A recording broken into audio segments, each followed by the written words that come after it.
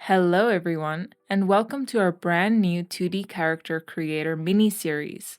If you don't know, a character creator system allows us to customize the appearance, details, and sometimes the abilities of our protagonist or playable character.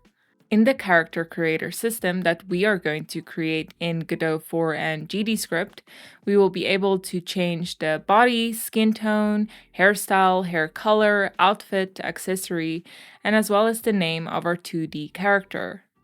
After we create the system, you can go ahead and use this character creator in any of your 2D projects. You can also expand on the system to have more customizability, such as allowing the player to choose their gender, abilities, personality, and whatever else you can think of. This series will be broken into 7 manageable steps, where we will focus on building each component of the system separately. Before we make these components, we will set up our basic main scene, import our assets, and change a few of our project settings.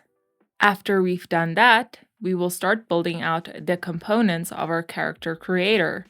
We'll start with our player, which is the character that will run around our map and have their features set by the character creator.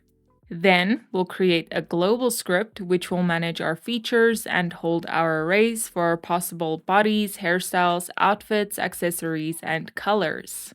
After that, we'll start with our character creator component, which will be broken down into 3 individual steps. In each of these steps, we will create our player skeleton screen, the creator screen UI, and add the functionality to change the features and the name of our player in the character creator scene. When all of this is done, we will focus on transferring the set features from our creator screen to our player, and then the player should spawn with the set features, as well as play the animations for each skeleton part when they move around the screen. Hopefully you now have a general idea of what we're going to be building, how it's going to work, and what each component of the system's purpose will be.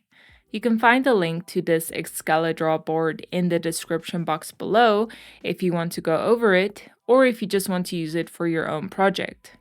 With the nitty-gritty stuff out of the way, we'll end this video here, and in the next part, we will set up our project and import all of our assets.